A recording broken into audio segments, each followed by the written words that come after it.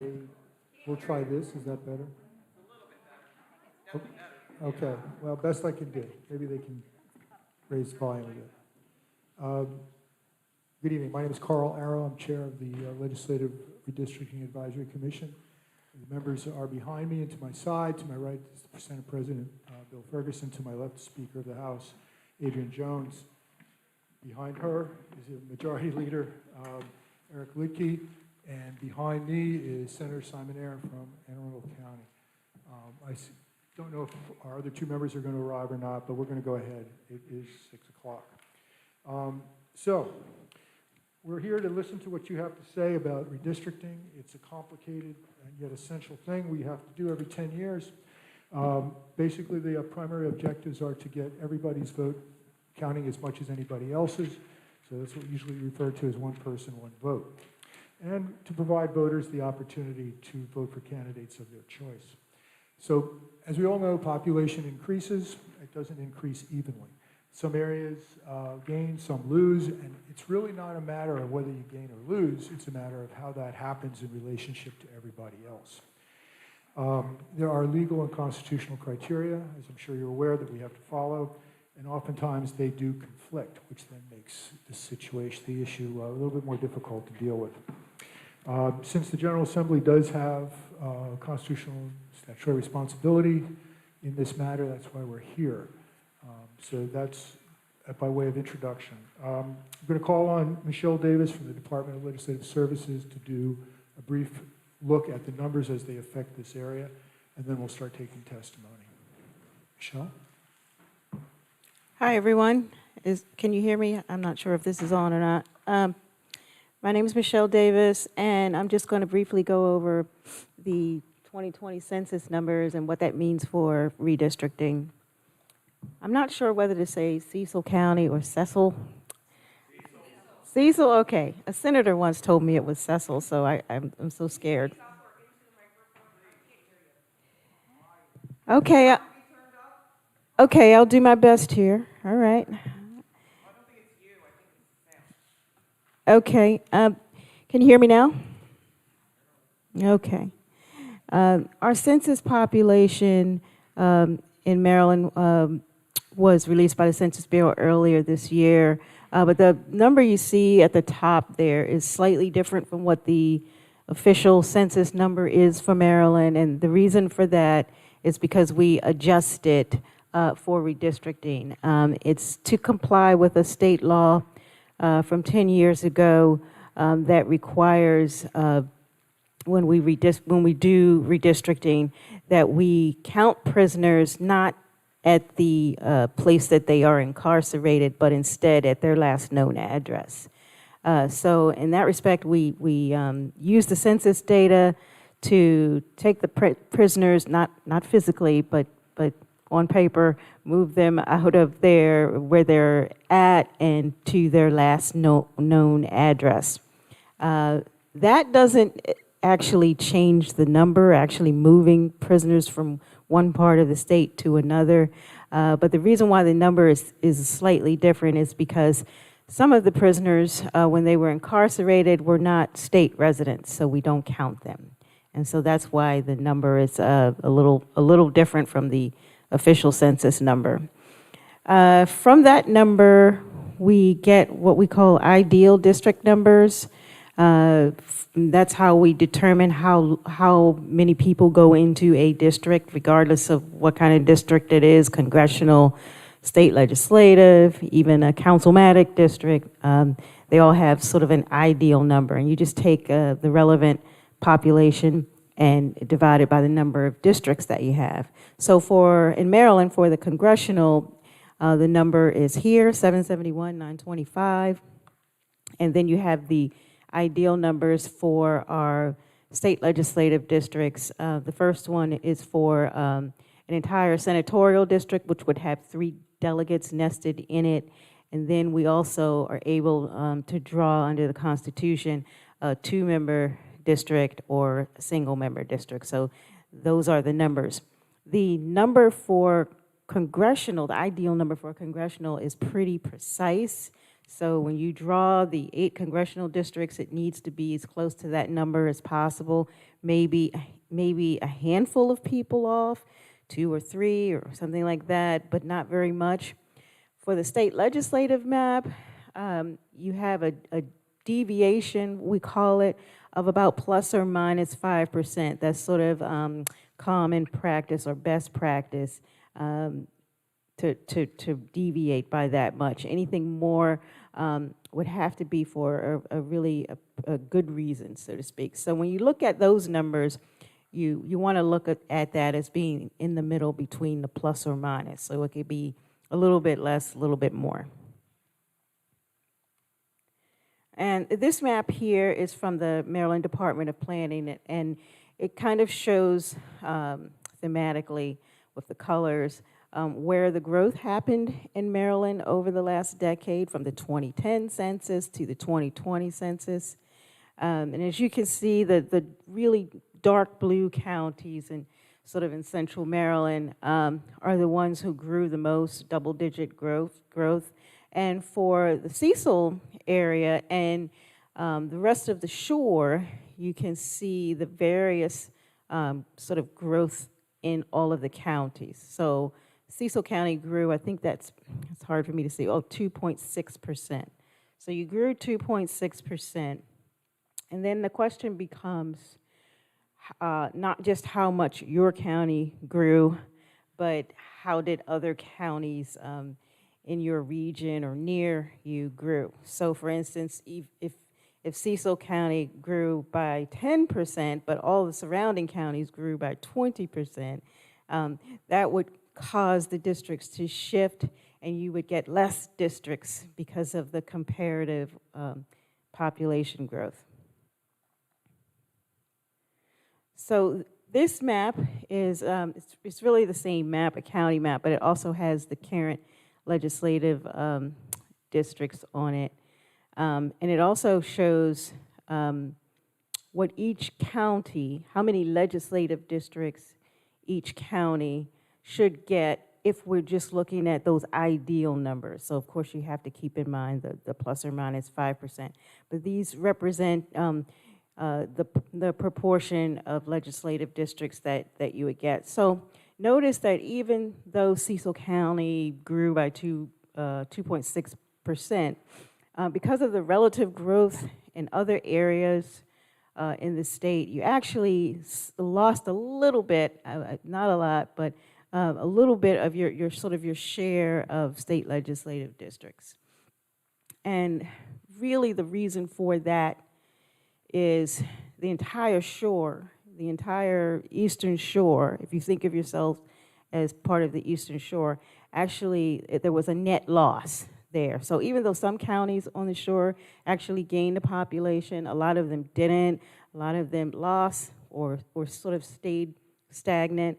Because of that, the share of districts is a little bit lower on this side, or on the shore, I should say. So what that means is when you have to redistrict and draw less districts in an area, then that sort of makes them larger because the population, there's not as much population as there was 10 years ago. So your districts are actually physically going to get larger and push out into the surrounding area, okay?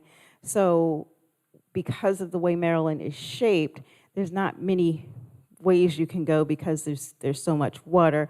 So you can imagine there's going to be sort of a push up towards Cecil County and over into Harford County. I hope that makes sense. So what this all means is that in order to balance sort of this uneven population growth and slower population growth on the shore, this area, which is District 35 area, is going to be moving toward the west by necessity because of the numbers. And that's my presentation. Thank you. Thank you very much.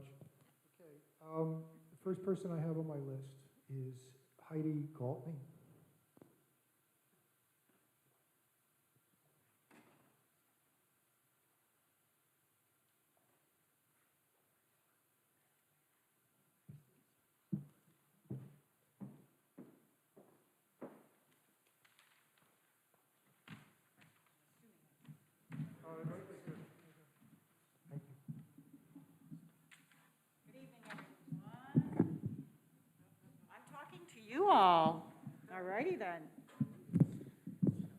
more oriented toward the people back there, but okay.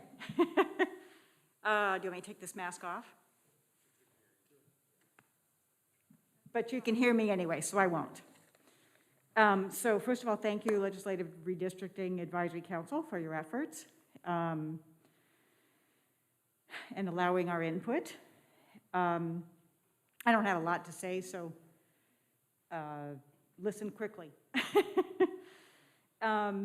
Of the districts that I have seen, of the maps that I have seen with regard to the congressional districts, that being the 1 through 8 congressional districts, the map 3 is the one that crosses over the Bay Bridge and grabs some people from Anne Arundel, which is a way of increasing the population in that district.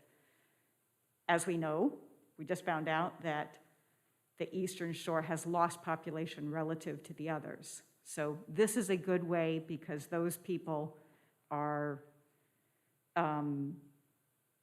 they're related. There are people crossing that bridge all the time.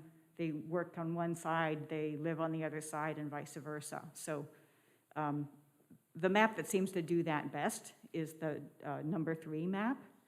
And for that reason, I would recommend that map be adopted of the 4 choices that are there.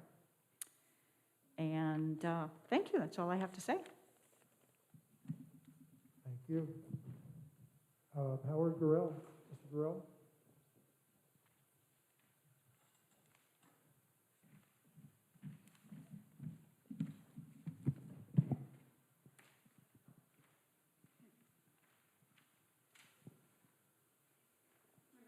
Greetings, Commission members.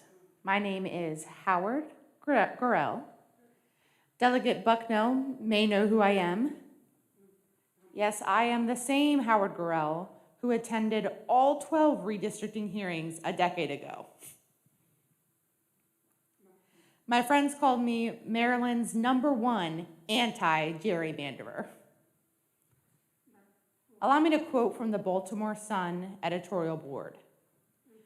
We absolutely concede that gerrymandering has made partisanship worse, whether on Capitol Hill or in State Circle. Transparency about your closed-door meetings. Did your commission have a private meeting with the serial gerrymanderer named Steny Hoyer? Yep. And or did you receive data from the National Committee for an Effective Congress, which helped the 2010 Governor's Redistricting Advisory Committee to gerrymander the 6th Congressional District? And or did you discuss this with a representative from the National Democratic Redistricting Committee? And or did you receive a phone call from the invisible gerrymanderer named Barack Obama? Now, I wish your commission good luck in winning the national award, the most gerrymandered state in the 2020 census cycle. Thank you.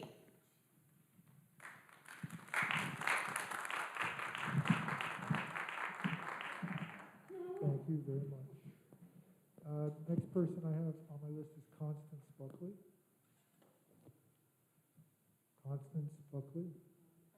No? Courtney Coulter?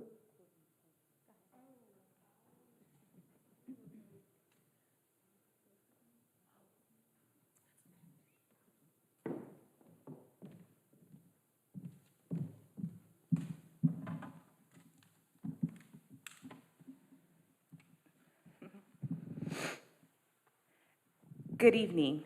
Thank you for your efforts to ensure the process for drawing election maps is transparent and incorporates community voices.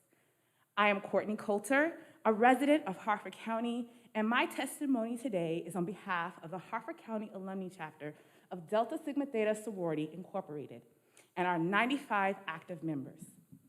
Since 1979, the Harford County Alumni Chapter has worked tirelessly to enhance Harford and Cecil counties. Our members reside in legislative districts 7, 34, 35, 36, and 1, Maryland's largest congressional district. HCAC also has significant programming that addresses the needs of youth, seniors, and families in these communities. In addition, the chapter has strong partnerships with community organizations such as the Harford County chapters of NAACP, the League of Women Voters, and Together We Will. The combined voting population in these communities that we serve is close to 220,000 residents. Harford and Cecil counties are the 8th and 13th most populated counties in the state of Maryland, respectively. African Americans are the second largest ethnic group in these communities at 14.2 and 7.2, respectively. In reviewing your draft proposed congressional maps, none of the options left a strong impression. However, Congressional Map Option 3 was more appealing because it allows our communities to be independent from the Eastern Shore area. This map also presents a potential opportunity to allow more diverse representation in our region. As you consider the state maps, we hope that you will consider options to allow the Harford and Cecil County areas to be wholly and independent from its surrounding communities. We look forward to the release of the state maps and hope that there will be ample time for review and comment.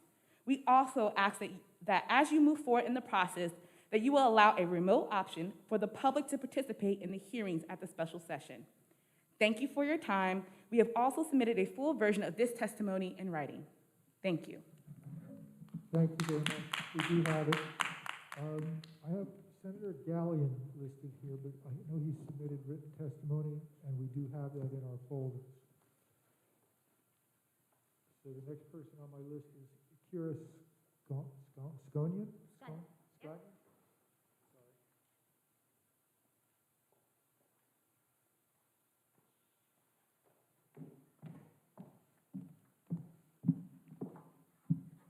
Can you hear me clearly? Okay. Good evening, and thank you for providing opportunities for public comment on this process. My name is Kyra Skunion, a born and raised Harford County native. My testimony today is on behalf of the Harford County branch of the National Association for the Advancement of Colored People, the NAACP, branch 7019B, and our 165 members. As you may know, the NAACP works to ensure the political, educational, social, and economic equality of rights for all people. The organization works to ensure Black voices are heard, demands are met, and Black excellence is amplified. Our NAACP branch has been serving the Harford County community since 1920, providing scholarships and other programming which address inequities within the community. Branch members are represented by Legislative Districts 7, 34, and 35 in Congressional Districts 1 and 2. As the 8th most populated county in the state, Harford County had 187,000 eligible active voters at the time of the last general election. At 14.8%, African Americans are the second largest ethnic group in the county. In terms of the 4 congressional maps proposed, Concept Map number 3 presents the best opportunity to facilitate more diverse representation for our region and allows Harford County to be independent from the Eastern Shore, which has differing priorities and interests. We have 3 requests of this commission. 1, to continue to ensure a fair and transparent process in map selection. 2, to consider and respect any communities of interest maps. 3, to ensure the voting power and participation in communities of color are not diluted, keeping the Voting Rights Act in mind. We also urge the Commission to encourage all elected officials to engage in public outreach and education related to redistricting on a more regular basis versus waiting 10 years or until the next census period to engage residents about the purpose, importance, and impact of this legislative redistricting process. Again, thank you for your time and your consideration. A full version of this testimony will be provided in writing. Thank you. Thank you. Jeremy Rothwell.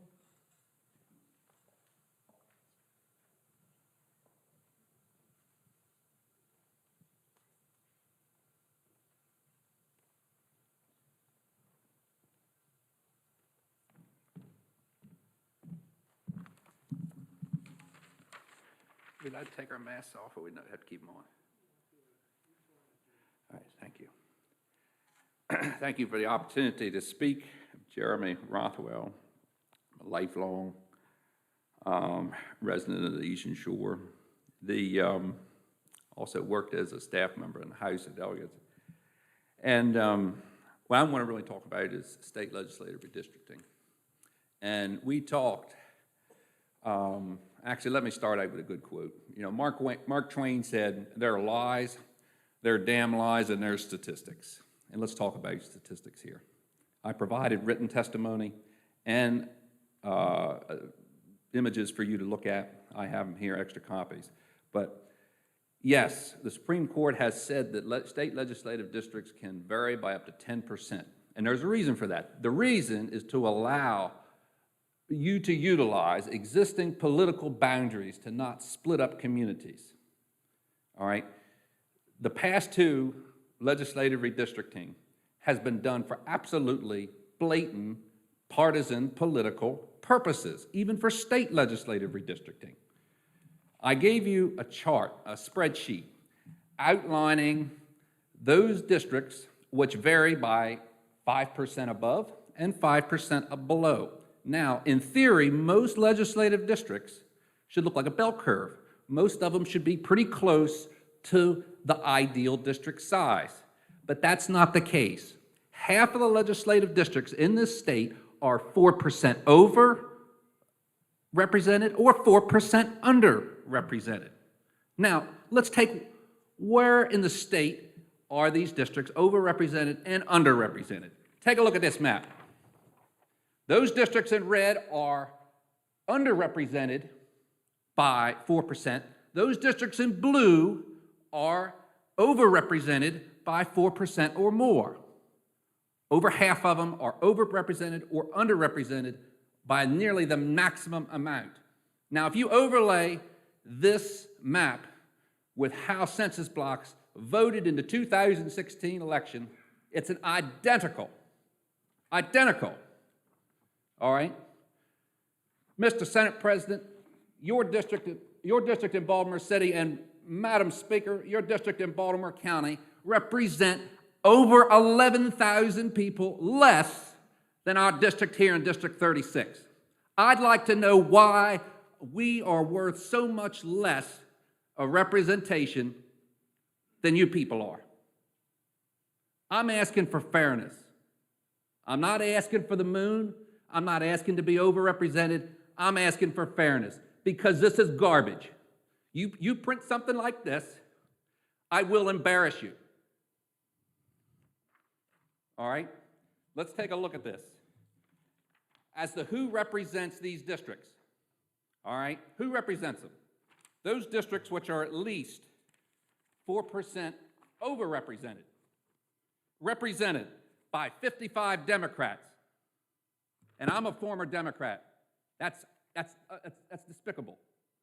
The one Republican that represents one of these districts used to be Kevin Kelly from Cumberland, that used to be represented by a Democrat. Those districts which are underrepresented are almost all, every single one of them. They're Republicans and your more conservative Democratic districts in places like Southern Maryland or in Anne Arundel County. Districts which might be elected Democrat, but they're more centrist Democrats. That's not fair. That's a basic tenet of representation. Now, let's just talk about the congressional district for a second. I only have a minute left. You put in your letter on the your districts, the introductory letter states that the four draft maps have been reflect district boundaries which have been intact for 30 years, protect existing communities of interest, utilize natural and political boundaries. I included the 1992 congressional districts. This is perjury. Do you people not believe in telling the truth? I'm going to start calling you Donald Trump. All right, this is an absolute abomination. All right, communities of interest. Draft map 3 has Cecil County in with Baltimore City. Now, you're going to tell me with a straight face, you go out there and look in there and you tell me that this countryside around here, Cecil County, what the hell do they have to deal? What do they have in common with Baltimore City? That's it. Not that it matters to you people. Thank you very much. Joanne Antoine, Common Cause. Joanne. Joanne Antoine from Common Cause. She submitted written testimony. Okay, we'll move on. Adriana Brown.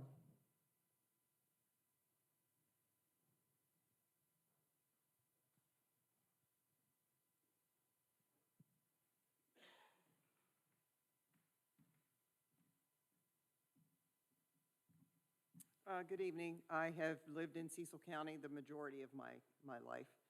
I basically would reiterate what the gentleman before me said. I don't know how it's even remotely possible that anyone could represent fairly Baltimore City and Cecil County in the same breath. We are so completely different from one another. Our lifestyles are different. Our businesses are different. Everything about these two areas are completely different. And I don't know how you could make decisions that will fairly accommodate both areas. I feel very strongly that what's happening here is that it's just a gerrymandering. You're trying to get as many votes as possible in the direction you want them to go. And we are a part of the Eastern Shore. We are agricultural. We are country people. We really don't have anything in common with Baltimore City. I would just strongly recommend that any other map besides map 3, if you want to represent us, the people of Cecil County, who love this country, who love our county, who love our community, if you want us to be represented as people, then you would just, any map besides map 3.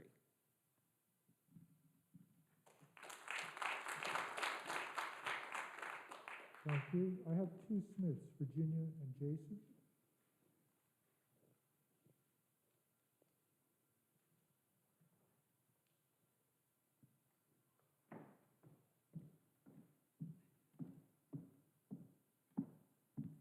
Thank you for the opportunity to speak. I was born and raised in Cecil County, and I can tell you that we are a community of farmers. At the heart of it, won't speak statistics or anything else, the heart of the matter is that we deserve to be represented in Congress appropriately. I will agree that any option other than map 3 keeps us with the Eastern Shore, with other areas where agriculture is top industry, and that's as it should be. Our farmers, our community, and every citizen in Cecil County deserves to have a voice and appropriate representation. Map 3 would render us without a voice. It's insulting, frankly, to pretend that someone could effectively represent Baltimore City residents and Cecil County residents. It's right, fair, and decent for any option but map 3. Thank you for your time. Thank you. Angie Lawson.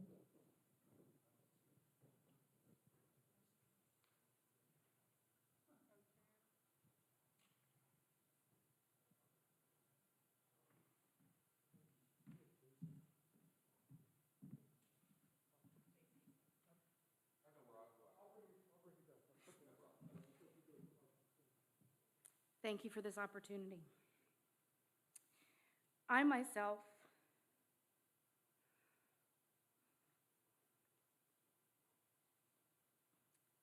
am a lifelong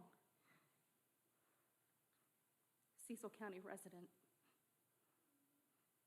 and I am pissed that you can think map 3 represents us.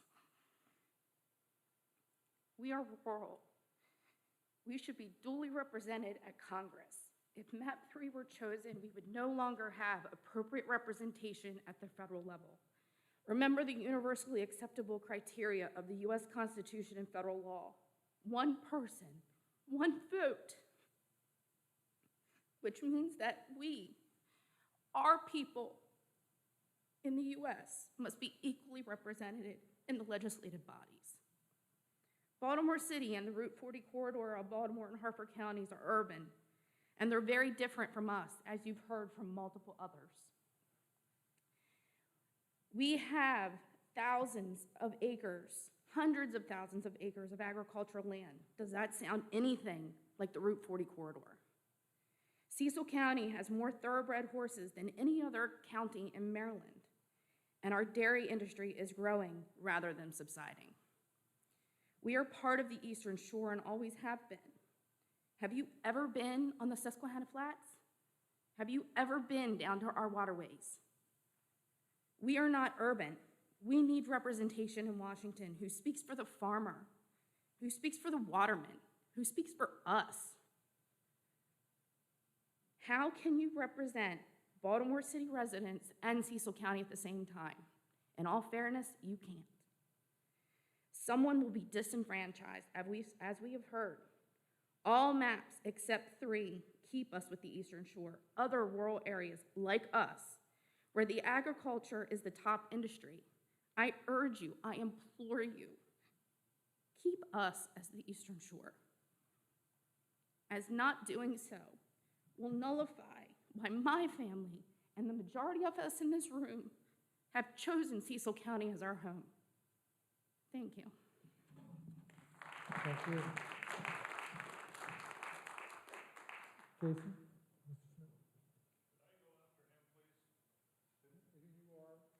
Mr. Smith?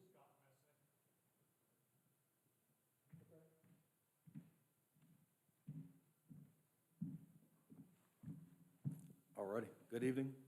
I'll keep it short and sweet. I'm here, obviously, to represent Cecil County. I'm an American.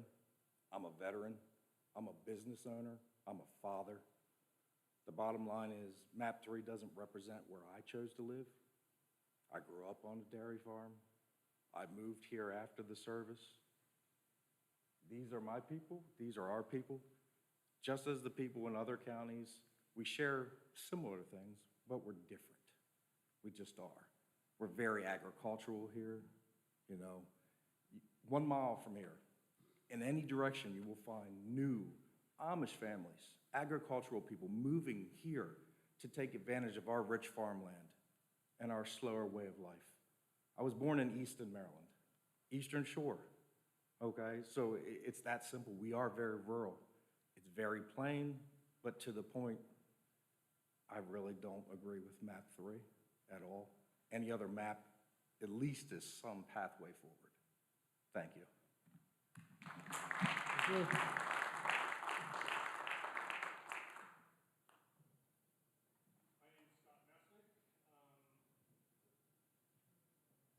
It would be helpful if you could use a mic so we can. I can project my voice very well, thank you. Okay.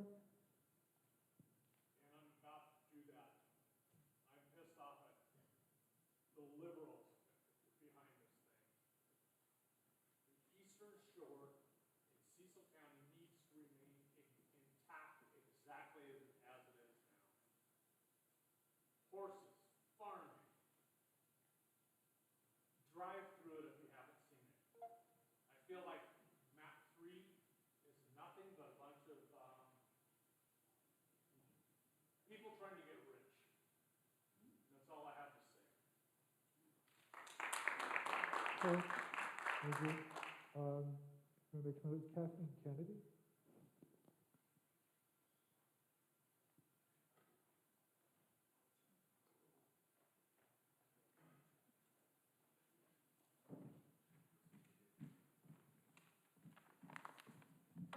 Good evening. My name's Kathy Kennedy. I'm a resident of Cecil County, and I've lived here since 2016. I moved here because I was tired of living in a major city. I moved from Philadelphia. I chose a rural environment to move to. Since the Founding Fathers drafted the Constitution, we, the American people, aspire to form a more perfect union. We want fair representation where the citizens fairly select the representatives. The expectation is that our elected officials are responsible to the needs and concerns of their constituents. Cecil County constituents are not the same as Baltimore City and Baltimore County constituents. The expectation is that sadly, redistricting is used as a means to maintain or expand political power, and that's what each one of you is trying to do right now. The process of redistricting emphasizes the disconnect between the self-interest of those in political power and the ideals of the representative democracy. Consideration of communities of interest is essential to successful redistricting. Map 3 does not maintain communities of interest. Cecil County doesn't share communities of interest with Baltimore City and the Route 40 corridor that is being used in Map 3. Map 3 also doesn't follow the principal tenet of preserving the county boundaries and other political subdivision. It also does not fit compactness. And as the person who presented that said, Cecil County is part of the Eastern Shore. So putting us in Map 3 does not keep us in the Eastern Shore, which we are. Map 3 places portions of Baltimore City, Baltimore County, and portions of Hartford County, all with Cecil County. The interest of those other locations are based on urban needs, where Cecil County is a polar opposite. Fair representation would continue to combine rural districts because they share the same communities of interest. The preservation of cores of prior districts is another tenet of redistricting. This tenet is to ensure that the basic district structures aren't drastically changed every 10 years. Obviously, if you look at Map 3, that goes out the window. Cecil County is a rural county and should have the appropriate federal representation. If Map 3 is used, Cecil County would no longer have the appropriate representation in Congress. Our needs would be dismissed for the needs of Baltimore City and Baltimore County. We would no longer have one person, one vote. And just to tell you why I moved from Philadelphia to Cecil County, in Philadelphia in 2016, the homicide rate was 277. Baltimore was 318. Cecil County, 0. In 2020, Philadelphia's homicide rate, 499. Baltimore, 335. Cecil County, none. Thank you very much. Thank you. Clay Stubbs.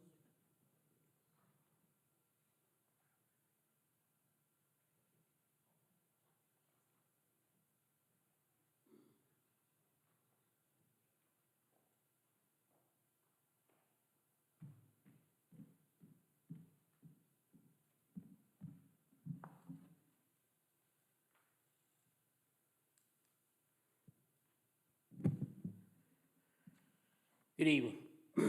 Cecil County houses the top of the bay and represents the beginning of the Eastern Shore of Maryland. Since colonial times, Cecil County and the Eastern Shore have provided vital agricultural commodities to the state of Maryland, surrounding states, and the world.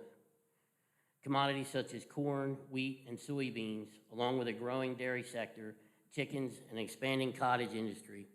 And our watermen feed Marylanders and others with our famous blue crabs, rockfish, and oysters. Within our boundaries are the confluences of 5 rivers. We have hundreds of miles of shoreline to which thousands of people flock for recreational purposes and to access our gem, the Chesapeake Bay.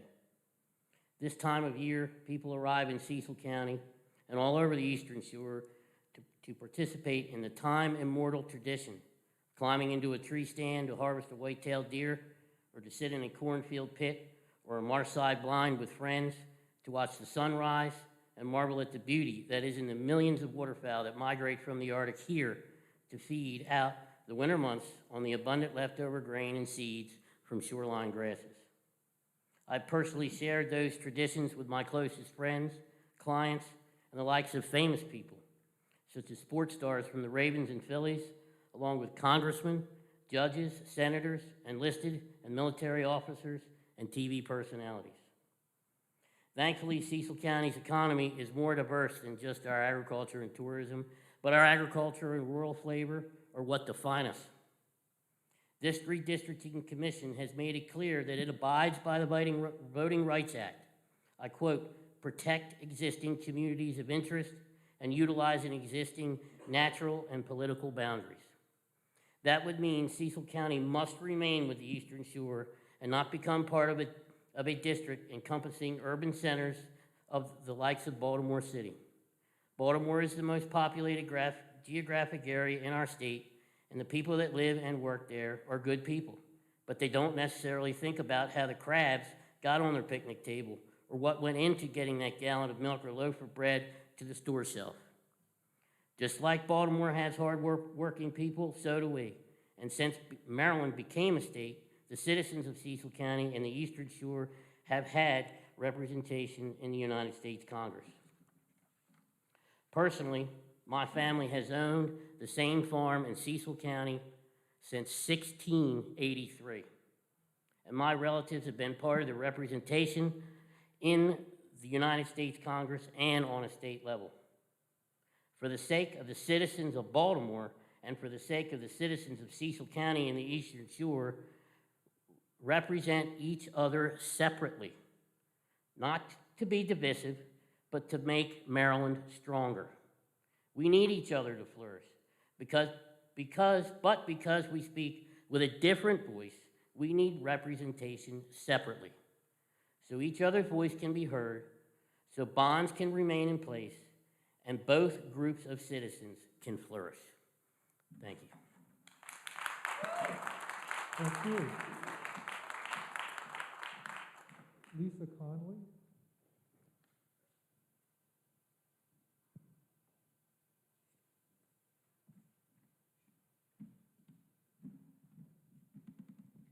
Hi, I'm born and raised from Hartford County, went to North Hartford, born at Havre de Grace Hospital, moved over here 22 years ago with my husband when he was working for Boeing out of South Philly, wanted to stay a Marylander. You're hearing frustration because like I'm in the 36th district, and we have no one right now who lives in Cecil County in the 36th district. So now you're talking about taking us further out. We're gonna have representation from a more urban area that's gonna take our vote away and take our voice away. We're fighting right now to get it back. The map 3 is just not acceptable. I think you're hearing the people of Cecil County are getting a little bit fed up. We're getting fed up of being classified the same as some of the other counties who have other issues. Maryland is in the top 10 of states to move away from. I want to move from Maryland, and I stayed in Maryland because I loved Maryland. I thought we were the state that had everything. But I mean, my husband and I have even been talking about putting our house up for sale and moving. We're so fed up. We're just not going to keep tolerating. Nobody wants to come to Cecil County any other time. We getting legislators in here to hear our issues and hear our problems and see what's going on here is bad enough now, let alone with map 3. I mean, I think we're going to rally against it. So thank you. Thank you. Allison Galbraith.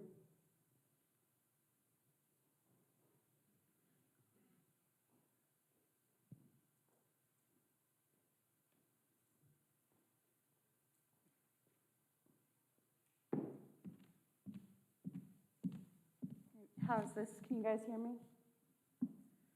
I'm Allison Galbraith. I grew up in Hartford County. I've lived there almost all of my life. Same house. I lived in Congressional District 1 and Congressional District 6 just as a kid.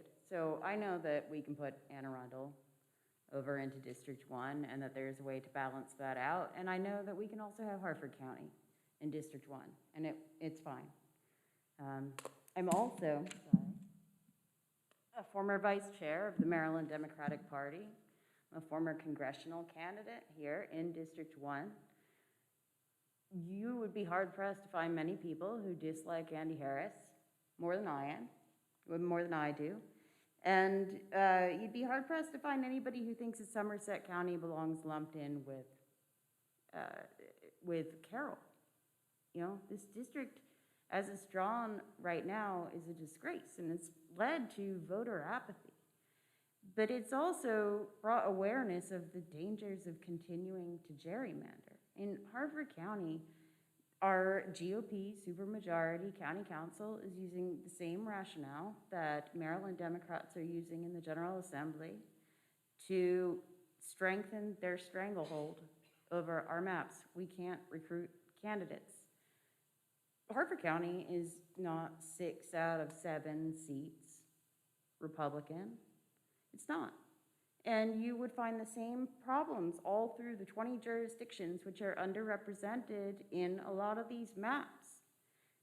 The cost of this, of not drawing a fair map, is more than 1 congressional seat. It's people's trust, for one, that, you know, the party with the better policies, because I believe in our policies. I do, and this breaks my heart. Isn't putting its money where its mouth is. That we're not living up to being the people we say we are. We deserve to be able to trust our representatives, and I can't believe that any single map that has like a bizarre bridge going through CD4 is not a result of gerrymandering. I just can't, and I think it's an insult to everybody's intelligence in this room to try and pretend that it is. The cost is more than 1 congressional seat and a couple of delegate seats here and there. You know, you guys could keep your supermajority and have a fair map at the same time if we just showed up and invested in these areas consistently and ran on policy in a level playing field. And we deserve representatives who are incentivized to show up here and talk to us and listen to our concerns, and make sure that we get the representation that we deserve. But the bigger issue is the cost is dozens and dozens of Democratic seats down ballot through the 20 jurisdictions that are underrepresented here. If we draw a fair map, you can still compete, you can still win them. But if we lose people's trust by gerrymandering this again, then the cost is going to be dozens of seats down ballot, probably the decimation of our bench, meaning eventually we couldn't even win a stolen seat, maybe the gubernatorial race, and possibly the future of the party, because eventually we won't be able to win through these areas. You know, we understand we have an issue in rural areas, and we show up and take care of the rural areas to make up for that, not fix injustice with more injustice.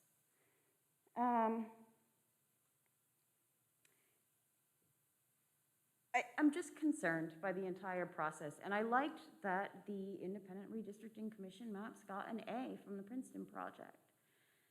I guess that if we have to go with one of these maps, then I would say if you're gonna gerrymander, then gerrymander right.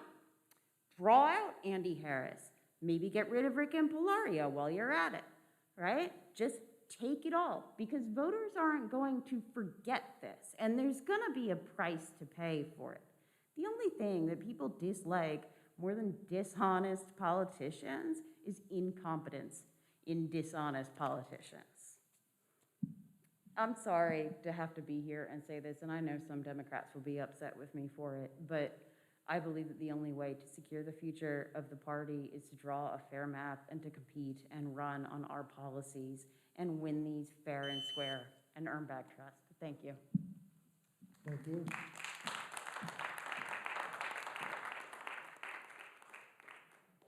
Henry Gibbons.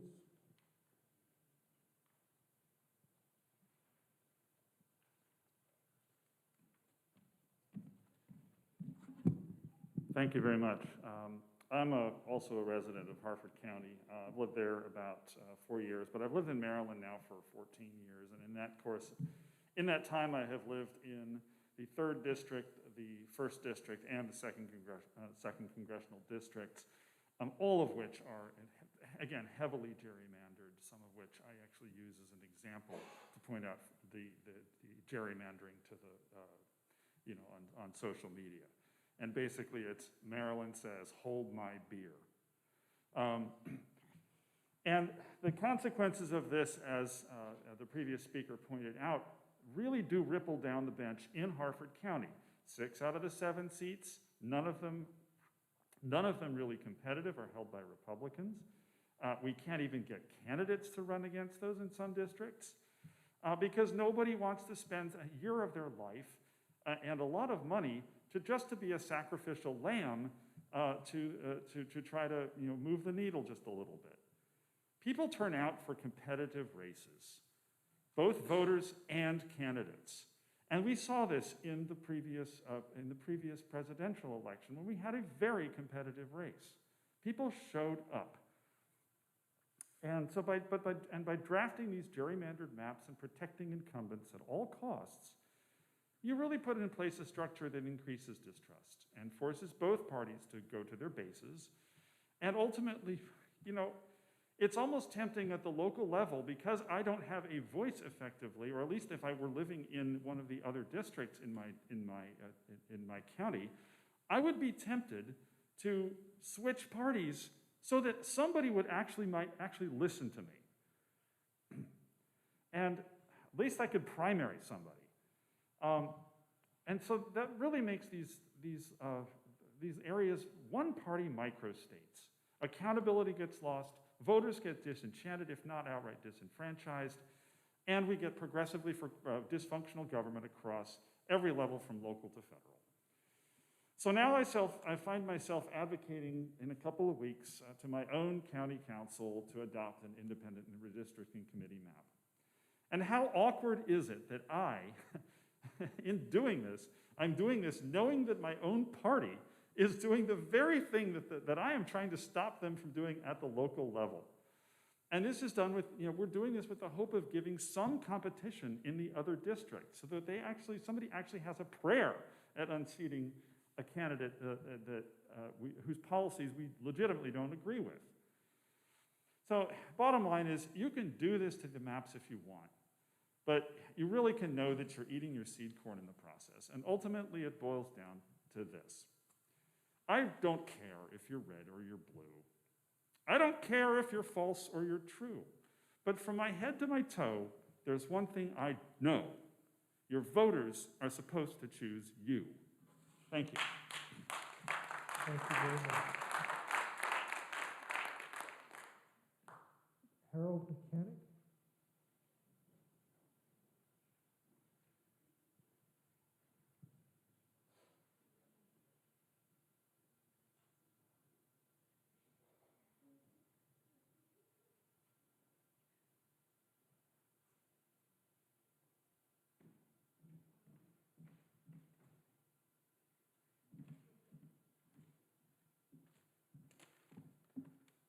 Leave it to me to have to follow the poet. My name's Harold Mechanic. I'm a founding father descendant. I'm a federally certified educator. I'm an aviation instructor. I'm a retired tradesman. And I'm a 30-year resident of Cecil County, a citizen and taxpayer. When I relocated here from Delaware, Cecil County was the atmosphere that attracted me. Since then, the state has gone completely off the rails. Baltimore City has become a cesspool that cost us up here in Cecil County way too much of our hard-earned money.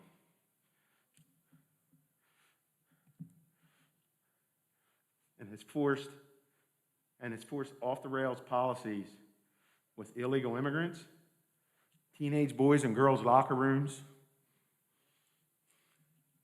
and bathrooms, critical race theory, laws that favor criminals as much or more than me. At least we had accurate federal congressional representation. Now the party of the aforementioned problems want to take my federal voice away through gerrymandering and lump our representation into the counties just south of us in the name of Harford, Baltimore, and not so much Howard County, but the counties that touch Baltimore, where Baltimore has leached into. We have nothing in common with those people, all right? We don't have a problem with them. We just don't have anything, much or anything in common with them, all right? Redistrict map 3, just like they did to Roscoe Bartlett in the Western Maryland district, is the goal here. It was 10 years ago. Nobody else has mentioned it. My friend Howard here touched on it. But we watched what you guys did to Roscoe Bartlett with gerrymandering. You stole his seat, and you stole the voices of the conservatives that lived in that area.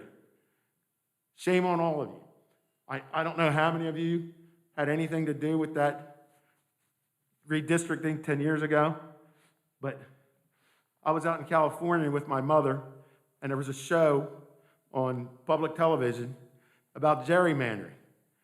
Guess where they used for their example in California on PBS? That's right, Baltimore City. All right? I think I speak for most of the people I live near and the rest of Cecil County. We have little to nothing in common with the areas the Democrats want to group us with to eliminate our representation. This is theft. This is theft of my voice. This is theft of my representation. Remember, I'm the descendant of a founding father. My family has fought for congressional representation way back, long before me. Do not steal our congressional voices with redistricting and gerrymandering with map 3.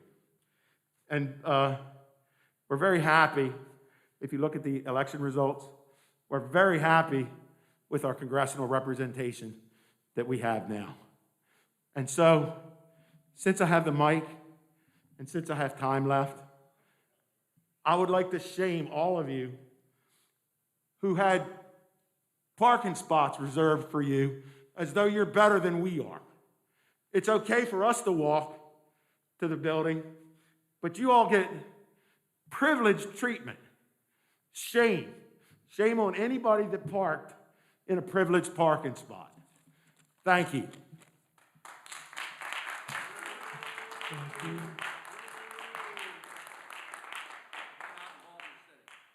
Bob Gatchell?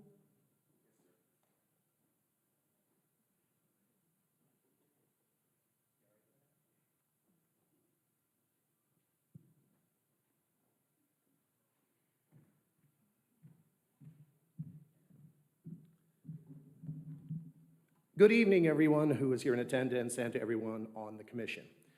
My name is Bob Gatchell. I'm a 20-year resident of Cecil County, and like Kathy over here, I also came from Pennsylvania. I came here for a reason, to get away from Pennsylvania, because it was Cecil County. I've come here tonight to express my extreme concern and strong opposition to redistricting proposal number 3. Map 3 is presented in the package. By observation, the other proposals, they seem to do, as well as can be within the specifics and the numbers, seem to be at least well thought out and fair, but proposal 3 is just not. It appears, let's be honest, okay? It's honest to God. It's gerrymandering at its best. It makes absolutely no sense, since the structure seems to be based on political gain for some at the detriment of Cecil County and our neighboring counties as part of the Eastern Shore. I say this as someone because I've been intently involved in the redistricting process as an observer here in Cecil County and observing everything going on here, and have witnessed it for the past 2 cycles, and it's been horrifying. And I know what the intent of redistricting is. It's to ensure equal representation, not fairness, equal representation. If some party, it's political gamesmanship. If we have parties who need to fight each other ideas, good for it. But let's not tip the scales, and let's be not intellectually dishonest with ourselves. Yes, it's easy to make a map, to create representation just on numbers. But that's not what this process is about. It's not just about the numbers, it's about the people, the culture, and the conformity and the individual needs of the communities. Different communities have different needs. And to smash together Baltimore and Cecil County is an absolute insane idea because it doesn't serve either party, because the needs and the differences are so diverse that any representation would just be bifurcated and lose a lot of power. If Cecil County were moved into Proposal 3, the needs wouldn't be met. Now, I don't know how a congressional representative really would be able to effectively represent that swath of a diverse culture. Cecil County is and always has been, as stated earlier, part of the Eastern Shore. We are the head of the Eastern Shore corridor, where the bulk of the state's agriculture, the fishing, crabbing, equestrian activities happen. And to remove Cecil County from that contiguous environment, from the Eastern Shore, would not only jeopardize Cecil County, but also the Eastern Shore. And to break the continuity apart and mashing together these two disparate communities is just not intellectually honest. Therefore, I strongly demand, as a voter and a citizen of this state, that Proposal 3 should not be considered whatsoever and abandoned from any and all future consideration. As much as I'm trying to keep the conversation on a high ground, one can't help but really see the reason for this. Look, we don't want to create unequal representation for some political brinksmanships. Redistricting is supposed to be above party politics, and if we allow gerrymandering for political gain, this will only disenfranchise everything. And I'm going to make a warning to everyone here. This past year, the whole world, and particularly this county and this country and this state, has dealt with a lot of overreaching government issues, and the citizenry is watching. They are not happy. They may not be as many here as you think. But as a candidate for council in this county, I talk to the people in this county. And these people do not have any interest or desire in this map. So therefore, again, as a citizen of Maryland and Cecil County, I again demand that this process be done fairly and in no uncertain terms, that Proposal 3 be stricken from consideration. Thank you. Thank you.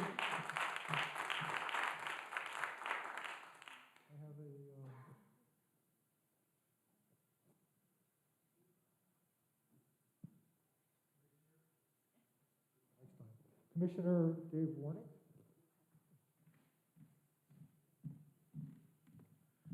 Good evening. I'm Commissioner Dave Warnick. I represent the northernmost municipality on the Eastern Shore, town of Rising Sun, Maryland. I'm here speaking on behalf of the Board of Commissioners and the Mayor, and we are a town of about 3,000.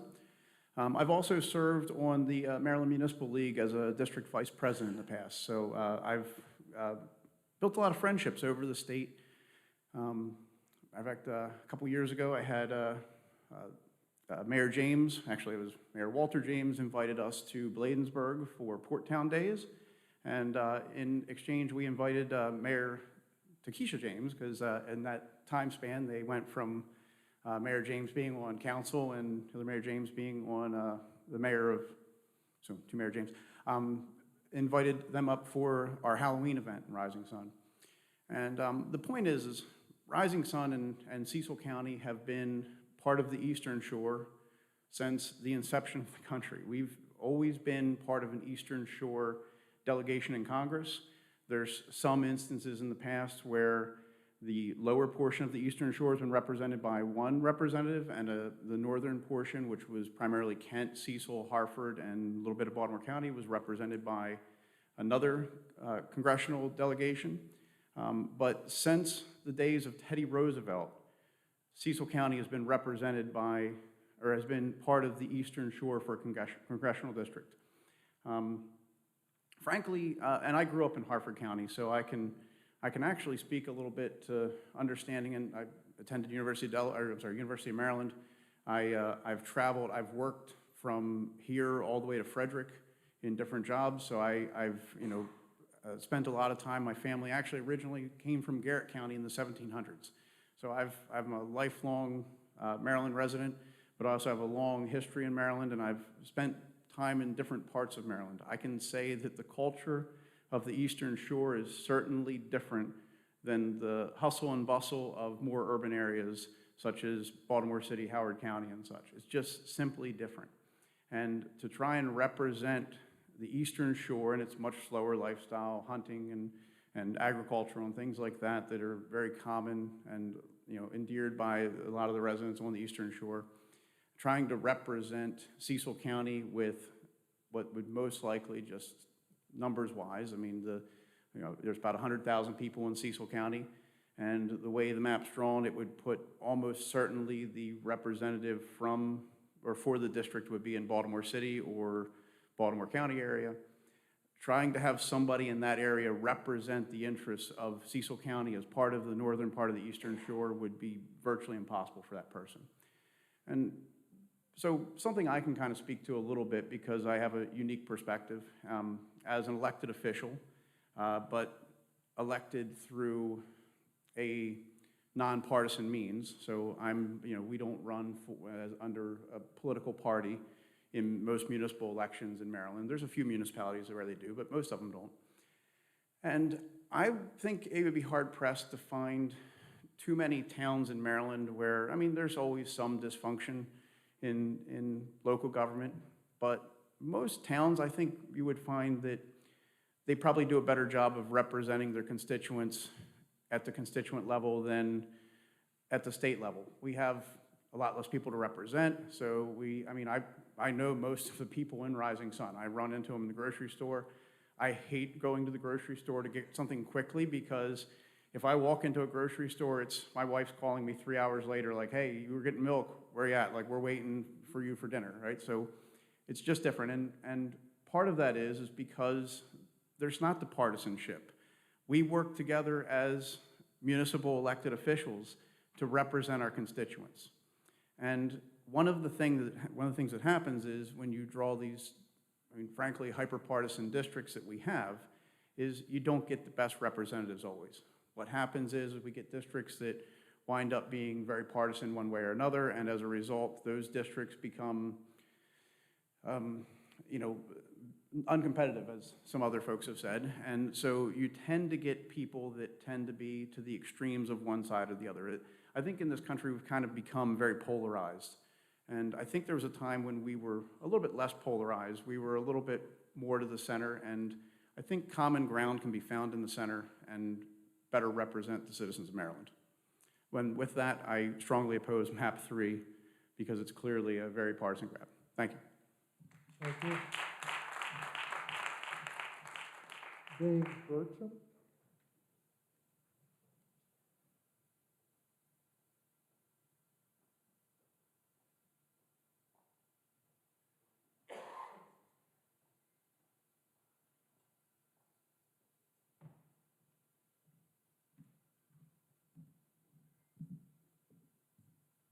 Good evening.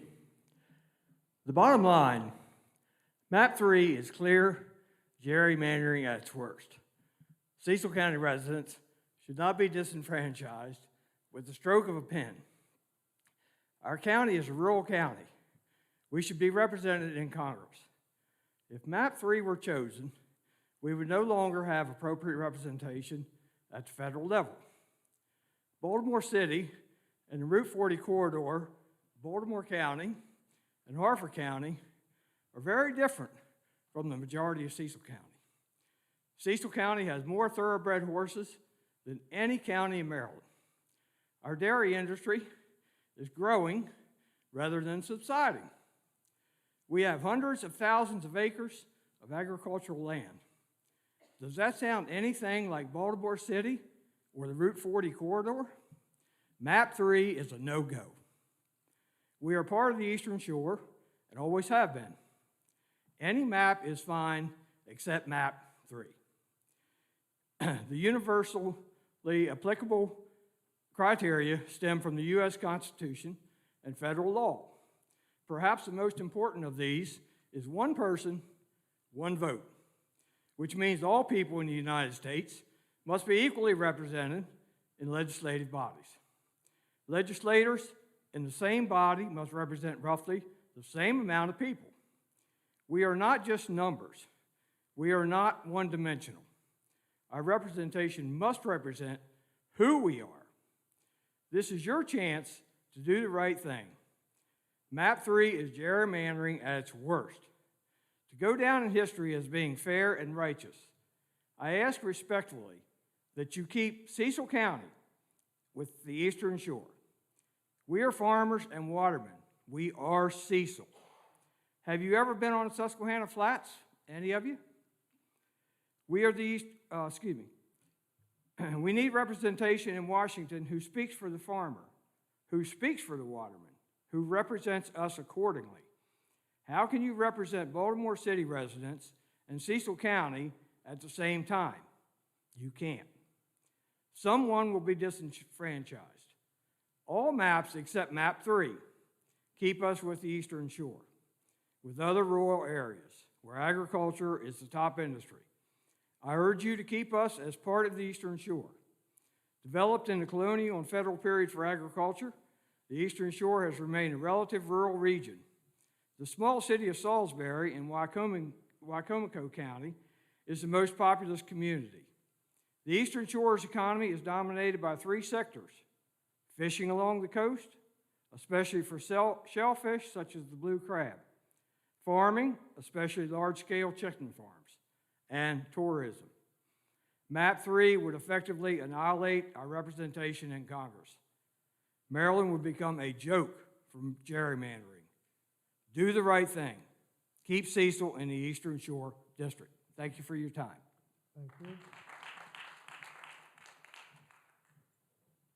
I have Liz Dubrosik.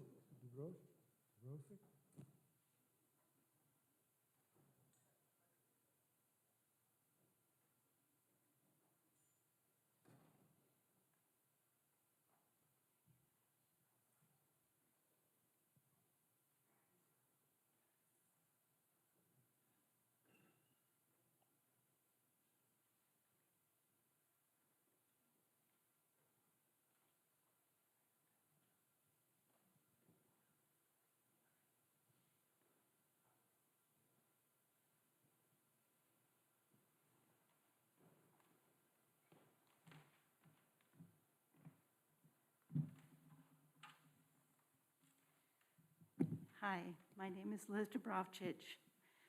I'm a 34-year resident of Cecil County. Thank you very much for coming here to listen to us, to express our opinions and our perspectives on the process that you have. That's a difficult one, given the changes in population and trying to create respectable boundaries for our political homes over the next decade. I will say that in the past decade, I have experienced and watched the impact of gerrymandering in our county, here in Cecil County.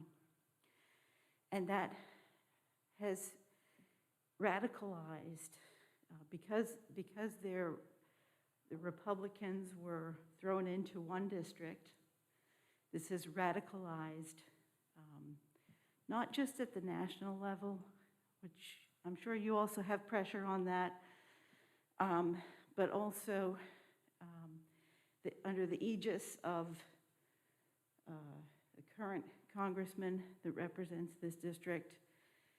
We have newly elected county executive who has no qualms about summarily firing an ethics board that was put in position with staggered terms intentionally and with professional expertise that was intended to keep in check the balance of power within the county.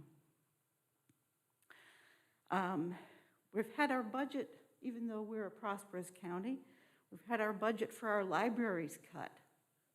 Who does that? So I've heard people say, gerrymandering is horrible. I agree. I think that if we hadn't been gerrymandered previously, there wouldn't be the temptation. And I know that across the country this is happening, and in our very democracy is at stake because of what's going on in these other areas. So Democrat or Republican, I understand the pressure, but I have to say, if we can be less gerrymandered, and that means, okay, I want to speak about my county, but I also look at the map and some of the other areas, they look pretty twisted to me. And I feel that as a Democrat in Cecil County, my voice has been basically my political voice through my congressman has been totally denied. No concept of representation for all the people that live here. And I know this was not the case in the past. We've had within the county a lot of, as a previous speaker talked about, bipartisanship, and at the local level, people are basically interested in what's good for us, what's good for the people of Cecil County. I really don't like to hear the anger expressed, and I understand it by my fellow Cecil Countyans, because they feel that drawing a new map is going to give up their voices. I personally don't feel that. I actually feel stretched out in this first congressional district as it stands. I don't have much contact with the people in Ocean City or Talbot County or whatever. I really don't. I drive to Baltimore pretty frequently. I use the transportation system that connects us. I know that there's shipping industry, and we have a lot of new industries coming in around packaging, warehousing, that kind of thing. So we have the workers there in common. And quite frankly, I am delighted at Concept Map 3 because it gives us an opportunity as a thoughtful and opportunities to provide employment and provide input. Okay. Concept Map 3, go for it.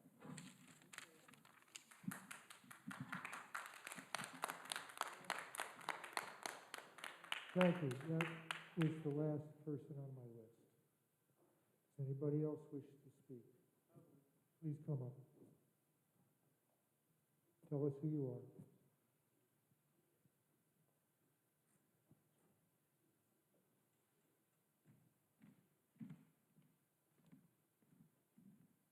My name is Saria Ben. I live in District 34. Thank you for listening to me. I really just want to speak about my senatorial district. It's been gerrymandered for the last 10 years.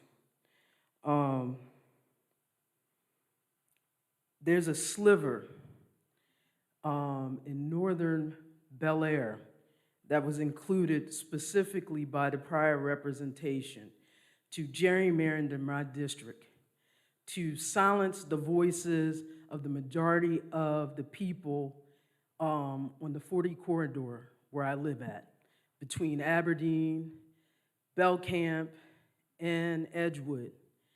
And that sliver is not any continuity, in my opinion, for my senatorial district. And I'm asking that it need to be redistricted more fairly. Right now, it's currently going through State District 7, which is, I don't even know why that's even included, to be honest with you. I would like it to go straight down where it's completely all the way from Havre de Grace down into Baltimore County, because we have way more in common with that entire district, from Havre de Grace, Aberdeen, Belcamp, Edgewood, Joppa, all the way down in the 7 and 8. I think that's 8 district. And so that's what I'm asking you to do, because I believe that that would be fair. It's the same numbers as it is right now, and I believe that, you know, it's not political. I don't have any real comments about the congressional district because I haven't had a chance to really look at it, to be honest with you. But I do implore you guys to really look at our senatorial district, because I believe that was all political moves in my area. And I do not believe that our area needs voter suppression. As some people have said before, people should not be picking winners or losers. The people need to be able to pick the winners and losers, because I believe we can do that well on our own in my district. My family was born, my family has shed a lot of blood in my area. Excuse me, I wasn't born and raised. I was born outside of the state, but I have lived in my area for many years. And so thank you for your time and everything. Thank you. I think that's it. Is anybody else? Okay. Thank you all for coming. And I guess we're adjourned.